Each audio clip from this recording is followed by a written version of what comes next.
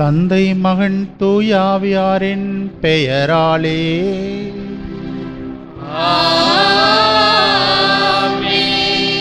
நம் ஆண்டவராகிய இயேசு கிறிஸ்துவின் அருளும் கடவுளின் அன்பும் பரிசுத்த ஆவியாரின் நட்புறவும் உங்கள் அனைவரோடும் இருப்பதாக.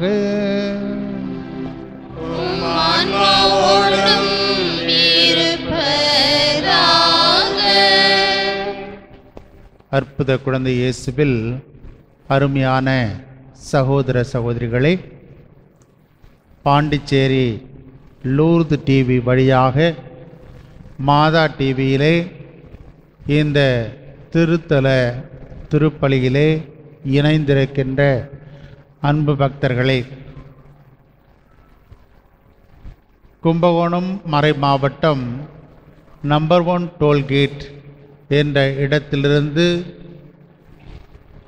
இந்த திருப்பலியானது ஒளிபரப்பப்படுகிறது. இத்திருத்தலத்தின் பெயரால் உங்களை அன்போடு வரவேற்கின்றோம்.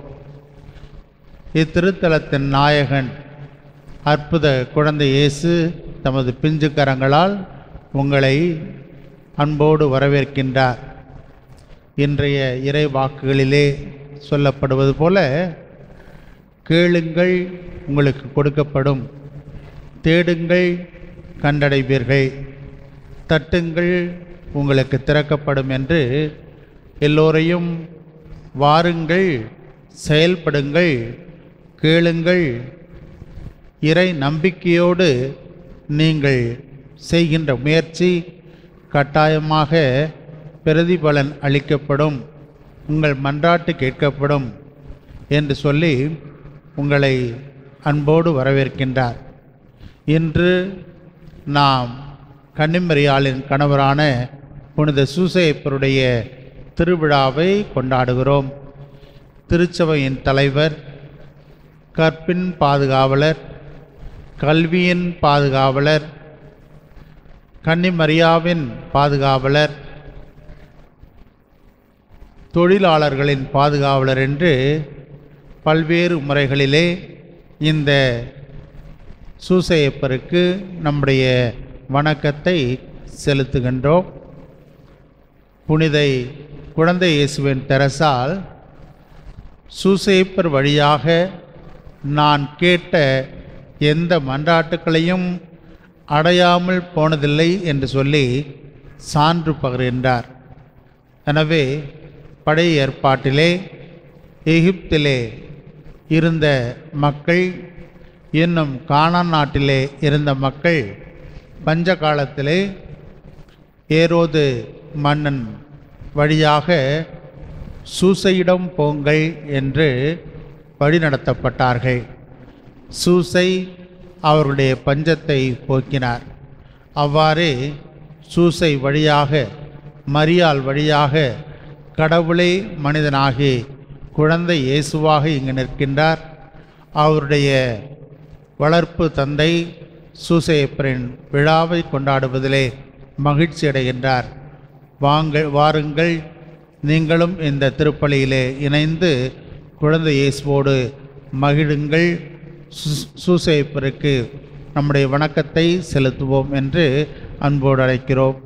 பிரியமானவர்களே, இன்றைய திருப்பலியிலே பெங்களூர் திருவாளர் தாமஸ் ஏலியம்மா குடும்பத்தினர் குழந்தை இயேசு வழியாக பெற்றுக்கொண்ட அனைத்து நன்மைகளுக்கும் நன்றியாகவும், இவர்களுடைய மகள்கள் பாபி மற்றும் பிந்து இவருடைய உடல் நலனுக்காகவும், ராஜேஷ் அவர்களின் உடல் நலனுக்காகவும், இவருக்கு திருமணம் நல்ல முறையில் நடக்கவும், பேர குழந்தைகள் நல்ல முறையில் படிக்கவும், குறிப்பாக 10ஆம் வகுப்பு அரசு பொதுத் தேர்வு எழுதுகின்ற ஜோஷ்வா அவர்கள் நல்ல மதிப்பெண் பெறவும், இவர்கள் குடும்பம் செய்கின்ற தொழிலில் நல்ல முன்னேற்றம் காணவும், பாண்டிச்சேரி லூர்து தொலைக்காட்சியின் உரிமையாளர் திருவாளர் லூர்து சாமி அவருடைய உடல்நலனுக்காகவும் நினைத்த காரியங்கள் நிறைவேறவும் இந்த திருப்பலியிலே சிறப்பாக மன்றாடுவோம். இப்பலியை தகுந்த முறையில் ஒப்புக் கொடுக்க தடையாக இருக்கின்ற நம்முடைய பாவங்களுக்காக மனமருந்தி மன்னிப்பு வேண்டுவோம். எல்லாமல்ல இறைவனிடமும் சகோதர சகோதரிகளே உங்களிடமும் நான் பாவி என்று ஏற்றுக்கொள்கிறேன். ஏனெனில் என் சிந்தனையாலும் சொல்லாலும் செயலாலும் கடமையின் தவறுதையாலும் பாவங்கள் பல செய்தேன். என் பாவமே, என் பாவமே, என் பெரும்பாவமே. ஆகையால் இப்பொழுதும் கனியான தூய மரியாளையும் வானதூதர் புனிதர் அனைவரையும் சகோதர சகோதரிகளை உங்களையும் நம் இறைவனாகிய ஆண்டவரிடம் எனக்காக வேண்டிக் கொள்ள மன்றாடுகிறேன். எல்லாமல்ல இறைவன் நம்மீது இரக்கம் வைத்து நம் பாவங்களை மன்னித்து நம்மை முடிவில்லா வாழ்வுக்கு அழைத்து செல்வாராக. ஆமென். அற்புத குழந்தை இயேசுவே, அடியோர் மேல் இரக்கமாயிரும். அற்புத குழந்தை இயேசுவே, அடியோர் மேல் இரக்கமாயிரும். அற்புத குழந்தை இயேசுவே, அடியோர் மேல் இரக்கமாயிரும். எங்கள் அருமை குழந்தை இயேசுவே, அடியோரை ஆசீர்வதித்து வரவேற்க கரம் விரித்து இங்கே காத்திருக்கின்றீர். ஜெபத்தின் வழியாக உம்மை வாழ்த்தி வணங்க எங்களுக்கு உதவி புரியும். நீரே எங்கள் ஆண்டவர், நீரே எங்கள் மீட்பர். எங்களை பற்றி உமக்கு எவ்வளவோ அக்கறை. அந்த அக்கறையினால் தான் எங்கள் மன்றாட்டுகளை கேட்க எங்களோடு இருக்கின்றீர். எனவே எங்கள் குரலுக்கு செவிசாய்த்து எங்கள் கோரிக்கைகளை கருணை கூர்ந்து அளித்தருளும். வல்லமை மிக்க உமது உதவியை தாழ்ந்த உள்ளத்தோடு இறைஞ்சி கேட்கிறோம். தந்தையோடும் தூய ஆவியோடும் இறைவனாய் என்றென்றும் வாழ்ந்து ஆட்சி புரியும் இயேசுவே, ஆமென். நவநாள் ஜெபம். அற்புத குழந்தை இயேசுவே, அமைதியற்ற எங்கள் உள்ளங்களின் மேல் உமது கருணை கண்களை திருப்பி அருளுமாறு தாழ்ந்து பணிந்து வணங்கி வேண்டுகிறோம். இரக்கமே உருவான உம்மினிய இதயம் கனிவோடு எங்கள் ஜெபத்தை ஏற்று உருக்கமாக நாங்கள் வேண்டும் இந்த வரங்களை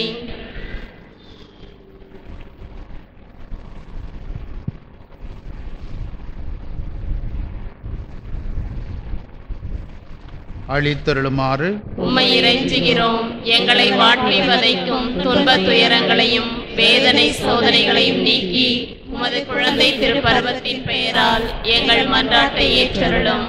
அதனால் உமது ஆறுதலையும் ஆதரவையும் பெற்று தந்தையோடும் தூய ஆவியோடும் உம்மை என்றென்றும் நாங்கள் வாழ்த்தி போற்றுவோமாக. ஆமென். மன்றாடுவோமாக. எல்லாம் வல்ல இறைவா, மனித மீட்பு மர நிகழ்வுகளின் தொடக்கமாகிய இயேசுவை புனித யோசேப்பின் நம்பிக்கைக்குரிய காவலில் ஒப்படைத்தீரே. அவருடைய பரிந்துரையால் உமது திரு அவை அந்த மீட்பு பணியை தொடர்ந்து ஆற்ற செய்வீராக. உம்மோடு பரிசுத்த ஆவியாரின் ஐக்கியத்தில் இறைவனாய் என்றென்றும் வாழ்ந்து ஆட்சி செய்கின்ற எங்கள் ஆண்டவரும் உம் திருமகனுமாகிய இயேசு கிறிஸ்து வழியாக உம்மை மன்றாடுகின்றோம்.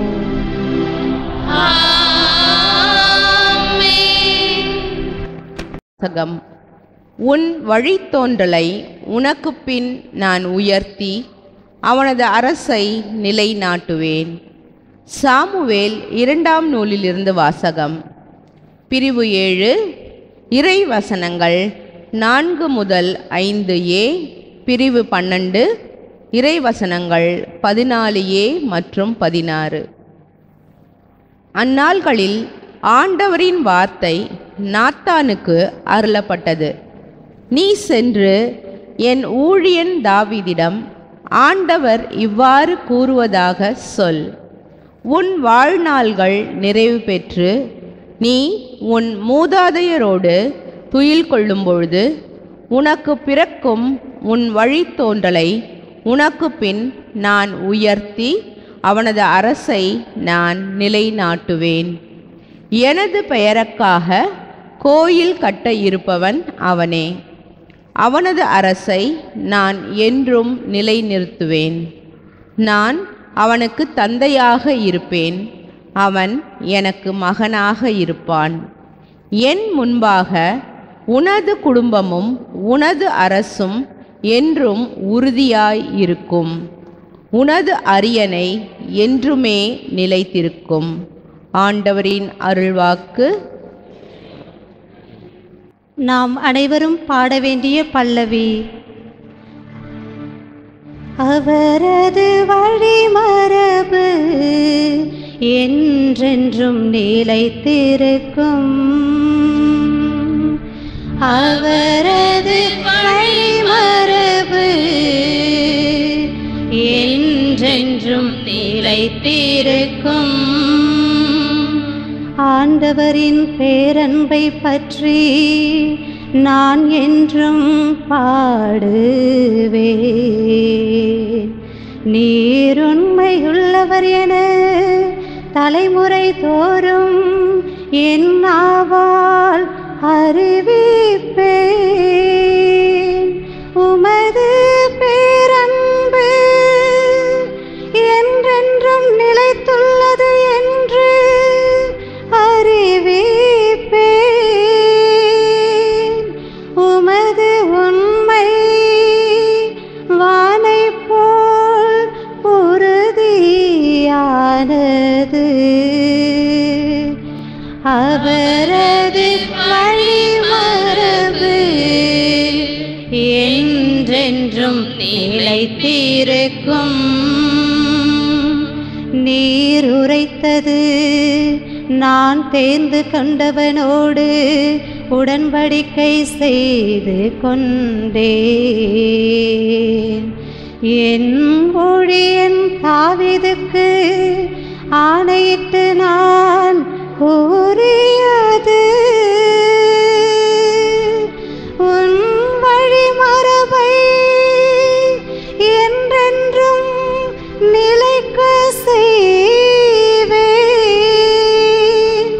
உன் அரியணையை தலைமுறை தலைமுறையாக நிலைத்திருக்க செய்வேன். அவரது வழிமரபு என்றென்றும் நிலைத்திருக்கும். நீரே என் தந்தை, என் இறைவன், என் மீட்பின் பாறை என்று அவன் என்னை அழைப்பான். அவன் மீது கொண்ட பேரன்பு என்றும் நிலைக்குமாறு செய்வேன். அவனோடு நான் செய்து கொண்ட உடன்படிக்கையும் எப்பொழுதும் நிலைத்திருக்கும். அவரது வழிமரபு என்றென்றும் நிலைத்திருக்கும். அவரது வழிமரபு என்றென்றும் நிலைத்திருக்கும். எதிர்நோக்கு இடம் இல்லாதது போல் தோன்றினும் அவர் எதிர்நோக்கினார். திருத்தூதர் பவுல் ரோமேற்கு எழுதிய திருமுகத்திலிருந்து 2ஆம் வாசகம். அதிகாரம் 4, இறை வார்த்தைகள் 13, 16 முதல் 18 மற்றும் 22 முடிய. சகோதரர் சகோதரிகளே, உலகமே அவருக்கு உரிமை சொத்தாகும் என்னும் வாக்குறுதி ஆபிரகாமுக்கோ அவருடைய வழி மரபினர்களுக்கோ திருச்சட்டத்தை கடைபிடித்ததால் கிடைக்கவில்லை. நம்பிக்கை கொண்டு கடவுளுக்கு ஏற்புடையவர் ஆனதால்தான் அவ்வாக்குறுதி கிடைத்தது. ஆகவே கடவுளின் அருள் செயலால் நம்பிக்கை வாக்குறுதியின் அடிப்படையாயிற்று.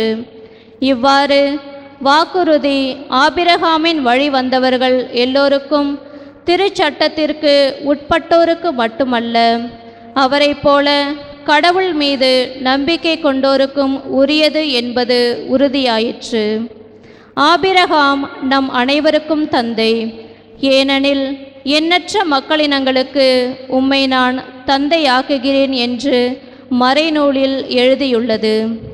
ஆம், இறந்தவர்களை வாழ்விப்பவரும் இல்லாததை தம் வார்த்தையால் இருக்க செய்பவருமாகிய கடவுள் மீது நம்பிக்கை கொண்டு அவர் முன்னிலையில் ஆபிரகாம் நம் தந்தையானார். வழிமரபினர் எண்ணற்றவராயிருப்பர் என்று அவருக்கு சொல்லப்பட்டது. இக்கூற்று நிறைவேறும் என்னும் எதிர்நோக்கு இடம் இல்லாதது போல் தோன்றினும் அவர் எதிர்நோக்கினார், தயங்காமல் நம்பினார். ஆகவே அவர் பல மக்களினங்களுக்கு தந்தையானார். அதை ஆண்டவர் அவருக்கு நீதியாக கருதினார். ஆண்டவரின் அருள்வாக்கு. இறைவனுக்கு நன்றி.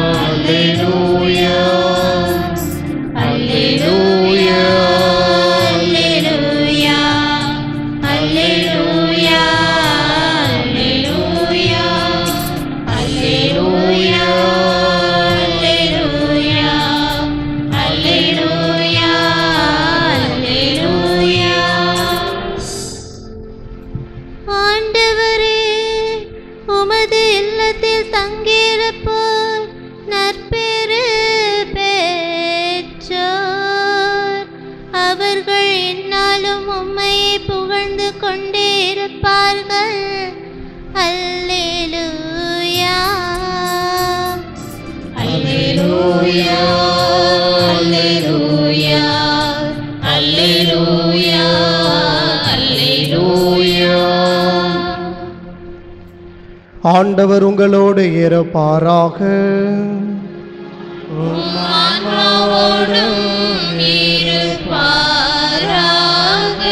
புனித மத்தேயு எழுதிய பரிசுத்த நற்செய்தியிலிருந்து வாசகம்.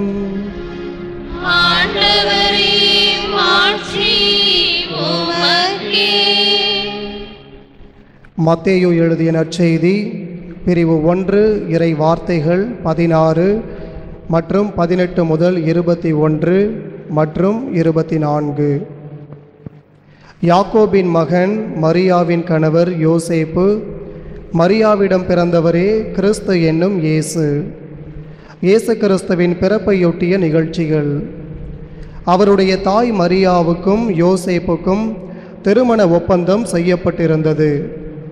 அவர்கள் கூடி வாழும் முன் மரியா கருவுற்றிருந்தது தெரிய வந்தது. அவர் தூய் ஆவியால் கருவுற்றிருந்தார். அவர் கணவர் யோசேப்பு நேர்மையாளர். அவர் மரியாவை இகழ்ச்சிக்கு உள்ளாக்க விரும்பாமல் மறைவாக விலக்கிவிட திட்டமிட்டார். அவர் இவ்வாறு சிந்தித்து கொண்டிருக்கும் பொழுது ஆண்டவரின் தூதர் அவருக்கு கனவில் தோன்றி, யோசேப்பே, தாவீதின் மகனே, உம் மனைவி மரியாவை ஏற்றுக்கொள்ள அஞ்ச வேண்டாம். ஏனெனில் அவர் கருவுற்றிருப்பது தூய் ஆவியால்தான். அவர் ஒரு மகனை பெற்றெடுப்பார். அவருக்கு இயேசு என பெயரிடுவீர். ஏனெனில் அவர் தம் மக்களை அவர்களுடைய பாவங்களிலிருந்து மீட்பார் என்றார். யோசேப்பு தூக்கத்திலிருந்து விழித்தெழுந்து ஆண்டவரின் தூதர் தமக்கு பணித்தவாறே தம் மனைவியை ஏற்றுக்கொண்டார். ஏது கிறிஸ்துவின் நற்செய்தி.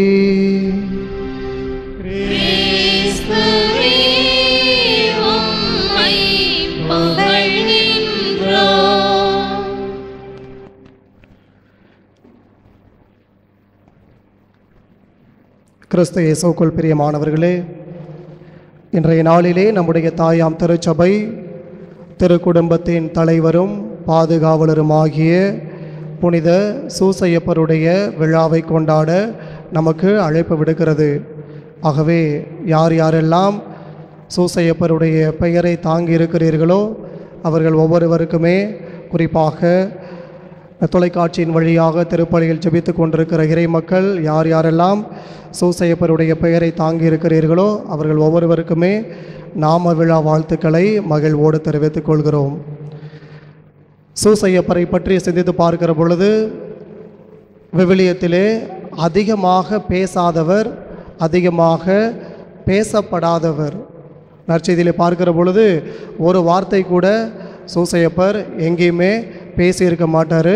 அதிகமாகவும் பேசப்படாதவர். ஏறக்குறைய நற்செய்தியிலே 2-3 இடங்களில் மட்டுமே அவரை பற்றி நாம் அறிந்து கொள்கிறோம். குறிப்பாக ஒவ்வொரு முறையும் அவருக்கு வானதூதர் கனவில் மட்டுமே தோன்றி அவருடன் பேசக்கூடிய ஒரு சூழலை நற்செய்தியின் 2 இடங்களிலே நாம் பார்க்கிறோம். அதில் ஒரு இடம்தான் இன்று நமக்கு நற்செய்தியிலே கொடுக்கப்பட்டிருக்கிறது. சூசையப்பரை பற்றி சிந்தித்து பார்க்கிற பொழுது நாம் அனைவருக்குமே தெரிந்த ஒன்று, அவர் நேர்மையாளர் மற்றும் நீதிமான். இந்த 2 கருத்துக்கள் மட்டுமே நமக்கு ஆழமாக அதிகமாக நாம் அறிந்திருப்போம். ஆனால் எதில் அவர் நேர்மையாளராக இருந்தார், எப்பொழுது அவர் நீதிமானாக இருந்தார் அப்படின்னு கேட்டோம்னா நிச்சயமாக நாம் அறிந்திருக்க வாய்ப்பில்லை. ஆக சூசையப்பர் அப்படின்னு சொன்னால் உங்களுக்கு என்ன நினைவுக்கு வருகிறது? சூசையப்பர் அப்படின்னு சொன்னால் உங்களுக்கெல்லாம் என்ன நினைவுக்கு வருகிறது? ஒன்றுமே ஞாபகத்துக்கு வரலையா? தற்பொழுது திருத்தந்தை அழகாக சூசையப்பரை பற்றி ஒரு கருத்தினை பதிவு செய்கிறார். உறக்கத்தில் கனவில் இருக்கும் சூசையப்பர். ஏனென்று சொன்னால் அதான் முன்பாகவே சொன்னேன், கனவில் தான் வானதூதர் வந்து அவருக்கு 2 முறை அவரோடு உரையாடுவதை நாம் நற்செய்தியின் 2 இடங்களிலே பார்க்கிறோம். ஒன்று இன்று வாசிக்கப்பட்ட நற்செய்தி. ஆக சூசையப்பரை பற்றி சிந்தித்து பார்க்கிற பொழுது முதலிலே அவர் மனைவியை அன்பு செய்யக்கூடிய ஒரு நல்ல கணவராக இருந்தார். மனைவியை அன்பு செய்யக்கூடிய ஒரு நல்ல கணவராக இருந்தார். எப்படி அவர் ஒரு நல்ல கணவராக இருந்தார் என்று சிந்தித்து பார்க்கிற பொழுது, யூத முறைப்படி ஒரு மணவாளனுக்கு ஒரு மணவாளை அவர்கள் நிச்சயம் செய்கிற பொழுது, நிச்சயம் செய்தாலே அவர்களுக்குள்ளாக அந்த திருமண உறவு முடிந்துவிட்டதாக அவர்களுக்குள் ஒரு பாரம்பரியம். ஆக அன்னை மரியாளுக்கும் சூசையப்பருக்கும் திருமண ஒப்பந்தமானது செய்யப்படுகிறது. அவ்வாறு செய்யப்பட்ட வேளையிலே அன்னை மரியாள் தூய ஆவியினால் கருவுற்றிருக்கிறாள் என்ற செய்தி சூசையப்பருக்கு தெரிய வருகிறது. யூத முறைப்படி, யூத சட்டப்படி திருமணத்திற்கு முன்பாக ஒரு பெண் கருவுற்றிருக்கிறாள் என்று சொன்னால் அந்த மணவாளன் யாருக்கு ஒப்பந்தம் செய்திருக்கிறார்களோ அவர்கள் யூத சங்கத்தின் முன்பாக அவர்களை நிறுத்தி அவர்களுக்கு தண்டனை பெற்றுக் கொடுக்க முடியும். அதுதான் யூத சட்டம். ஆனால் சூசையப்பர் அன்னை மரியாளை மிகுந்த அளவு அன்பு செய்த அந்த காரணத்திற்காக மறைவாக, அதாவது எந்த ஒரு ஆபத்தும் அன்னை மரியாளுக்கு வராமல் அவரை மறைவாக விலக்கிவிட திட்டமிடுகிறார். ஒரு யூத முறைப்படி ஒரு யூதனாக அன்னை மரியாளுக்கு அவர் தண்டனையை பெற்று கொடுத்திருக்க முடியும். ஆனால் அவர் அவ்வாறு நினைக்கவில்லை. ஏனென்று சொன்னால் எப்பொழுது திருமண ஒப்பந்தம் செய்யப்பட்டதோ அப்பொழுதிலிருந்தே அவர் அன்னை மரியாளை மிகுந்த அளவு அன்பு செய்யக்கூடியவராக இருந்தார். இணைச்சட்டம் பிரிவு 22 இறை வார்த்தைகள் 22 முதல் 24 வரை வாசித்து பார்த்தோம் என்று சொன்னால் இந்த யூத சட்டத்திலே என்ன கொடுக்கப்பட்டிருக்கிறது என்பதை நாம் அறிந்து கொள்ளலாம். ஒரு யூத பெண் திருமணத்திற்கு முன்பாக தகாத முறையிலோ அல்லது வேறு வகையிலோ அவள் கருவுற்றிருக்கிறாள் என்று சொன்னால் அவரை கல்லால் எறிந்து கொள்ள வேண்டும். இதுதான் யூத சட்டம். ஆனால் சூசையப்பர் அப்படிப்பட்ட ஒரு தண்டனையை அன்னை மரியாளுக்கு கொடுக்க விரும்பவில்லை. மாறாக அவரை மறைவாக விலக்கிவிட திட்டமிட்டிருக்கிறார். ஏனென்று சொன்னால் அந்த அளவுக்கு திருமண ஒப்பந்தம் செய்யப்பட்ட வேளையிலே அவர் அன்னை மரியாளை அளவுக்கு அதிகமாக அன்பு செய்திருக்க வேண்டும். அப்படிப்பட்ட சூழ்நிலையில்தான் வானதூதர் அவருக்கு கனவில் தோன்றி எப்படிப்பட்ட ஒரு சவாலை கொடுக்குறாங்க பாருங்கள். உம்முடைய மனைவி மரியாவை ஏற்றுக்கொள்ள அஞ்ச வேண்டாம், அவர் கருவுற்றிருப்பது தூய் ஆவியால் தான். அப்படி சொன்னதோடு மட்டுமல்லாமல் இன்னும் ஒரு சவாலை கொடுக்கிறார். அவர் வழியாக பிறக்க போகிற குழந்தை இந்த உலகத்தை பாவத்திலிருந்து மீட்பதற்காக பிறக்கக்கூடிய குழந்தை. அந்த குழந்தைக்கு நீர்தான் தந்தையாக இருந்து இயேசு என்னும் பெயரிடுவீர் அப்படின்னு சொல்லி ஒரு மிகப்பெரிய சவாலை சூசையப்பரிடம் வானதூதர் கொடுப்பதை நாம் இன்றைய நற்செய்தியின் வழியாக வாசிக்க கேட்டோம். உடனடியாக ஒருவேளை யோசேப்பு நினைத்திருக்கலாம், இது எப்படி இவ்வளவு சவாலை, இவ்வளவு மிகப்பெரிய சவாலை வானதூதர் எனக்கு கொடுக்கிறார் என்று சொல்லி அவர் நினைத்திருக்கலாம். ஆனாலும் கனவில் வானதூதர் சொன்னவாறே அவர் மரியாவை ஏற்றுக்கொண்டு மரியாவை தன்னுடைய மனைவியாக ஏற்றுக்கொண்டதோடு மட்டுமல்லாமல் அவர் அளவுக்கு அதிகமாக அன்பு செய்யக்கூடிய ஒரு நிகழ்வை நாம் நற்செய்தியிலே பார்க்கிறோமாக. மனைவியை அன்பு செய்யக்கூடிய ஒரு கணவராக, சிறந்த கணவராக சூசையப்பர் திகழ்கிறார். இரண்டாவதாக குழந்தையை அன்பு செய்யக்கூடிய ஒரு நல்ல தந்தையாக இருக்கிறார். இன்றைய காலகட்டங்களில் நம்முடைய அன்பு, குறிப்பாக அன்பு எப்படிப்பட்டதாக இருக்கிறது என்று சொன்னால், பிள்ளைகள் எதை கேட்டாலும் நாம் வாங்கி கொடுத்து விட வேண்டும் அப்படிங்கிறதுல தான் நம்முடைய அன்பு, குறிப்பாக தந்தையினுடைய அன்பு. எதை கேட்டாலும் வாங்கி கொடுத்து விட வேண்டும், மற்றதெல்லாம் தாயினுடைய பொறுப்பு அப்படின்னு சொல்லி அவர்களை பெரும்பாலும் நாம் கண்டுகொள்வதில்லை. ஆனால் சூசையப்பரை பற்றி சிந்தித்து பார்க்கிற பொழுது, இயேசு கிறிஸ்து எப்பொழுது அந்த எருசலேம் தேவாலயத்திலே காணாமல் போனாரோ 3 நாட்கள் அன்னை மரியாளோடு தேடி சென்று அவரை கண்டுபிடிக்கக்கூடிய ஒரு தந்தையாக சூசையப்பர் பொறுப்புமிக்க தந்தையாக இருந்தார். அந்த அளவுக்கு இயேசு கிறிஸ்துவை வளர்ப்பு தந்தையாக இருந்த போதிலும், இயேசு தன்னுடைய வளர்ப்பு மகனாக இருந்த பொழுதிலும் அந்த பாசத்திலே, அந்த அன்பிலே எந்த அளவுக்கும் அவர் குறைவு காட்டவில்லை. மாறாக முழுமையாக இயேசு கிறிஸ்துவை அன்பு செய்யக்கூடிய ஒரு தந்தையாக சூசையப்பர் இருப்பதை நாம் பார்க்கிறோம். அவர் எருசலேம் தேவாலயத்திற்கு ஒவ்வொரு வருடமும் அவர்கள் குடும்பமாக செல்வது வழக்கம். இயேசுவுக்கு 12 வயது இருக்கிற பொழுது அவர்கள் குடும்பமாக எருசலேம் தேவாலயத்திற்கு செல்கிறார்கள். அங்கு இயேசு கிறிஸ்து காணாமல் போய்விட்டார் அப்படிங்கிற செய்தி கிடைத்தவுடனே அன்னை மரியாளை மட்டும் அனுப்பி நீ போய் தேடிட்டு வா அப்படின்னு சொல்லி அனுப்பவில்லை. மாறாக அன்னை மரியாளோடு தானும் சென்று அவர் அங்கே இயேசு கிறிஸ்துவை தேடி கண்டுபிடித்து அன்னை மரியாளோடு சேர்ந்து அவரும் மகிழ்ந்ததாக நாம் நற்செய்தியிலே வாசிக்கிறோமாக. குழந்தையை அன்பு செய்யக்கூடிய ஒரு நல்ல தந்தையாக சூசையப்பர் வாழ்ந்ததை நாம் பார்க்கிறோம். நான் முன்பே சொன்னது போல இன்றைய சமுதாயத்திலே குழந்தைகளை அன்பு செய்தல் என்பது மிகவும் ஒரு சவாலான காரியமாக, குறிப்பாக தந்தைமார்களுக்கு இது ஒரு மிகப்பெரிய சவாலான காரியமாக இருக்கிறது. ஒரு சின்ன குழந்தை தன்னுடைய தந்தையை பார்த்து கேட்கிறது, அப்பா உங்களுக்கு ஒரு மாதம் சம்பளம் எவ்வளவு அப்படின்னு கேட்குது. உடனே தன்னுடைய தந்தை ஏன் தன்னுடைய மகள் இப்படி கேட்குறா அப்படின்னு சொல்லி அவருக்கு புரியவில்லை. இருந்தாலும் என்னுடைய மாத சம்பளம் 10,000 ரூபாய் அப்படின்னு சொல்லி அந்த குழந்தையிடம் சொல்கிறார். அப்போ ஒரு நாளைக்கு உங்களுடைய சம்பளம் எவ்வளோ அப்படின்னு கேட்குறப்ப அந்த குழந்தைக்கு தந்தை 300 ரூபாய் அப்படின்னு சொல்கிறாங்க. உடனடியாக அந்த குழந்தை தான் சேமித்து வைத்திருந்த அந்த பணத்திலிருந்து ஒரு 150 ரூபாய் எடுத்து தன்னுடைய தந்தையிடம் கொடுத்து, அப்பா நீங்கள் கொடுத்த தீனி வாங்கிறதுக்காக கொடுத்த காசிலிருந்து இதுவரை ஒரு 150 ரூபாய் சேமித்து வைத்திருக்கிறேன். இந்த பணத்தை நீங்கள் வைத்துக்கொண்டு ஒரு அரை நாள் நீங்கள் விடுமுறை எடுத்து என்னோடு செலவிடுங்கள். காலையில் எழுந்திரிச்சு எப்போ வேலைக்கு போகிறீங்கன்னு தெரிய மாட்டேங்குது, இறுதியாக எப்பொழுது நீங்கள் வீட்டிற்கு வரீங்கன்னு எனக்கு தெரிய மாட்டேங்குது. அதனால் உங்களுடைய அன்பு எனக்கு முழுமையாக கிடைக்கவில்லை.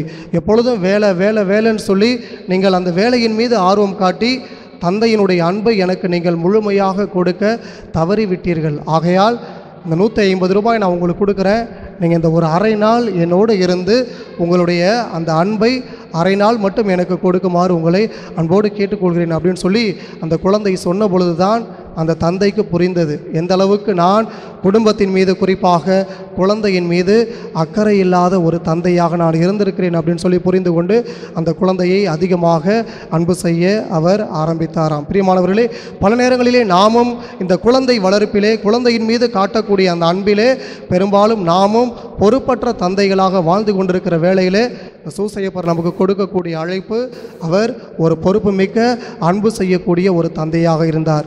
இறுதியாக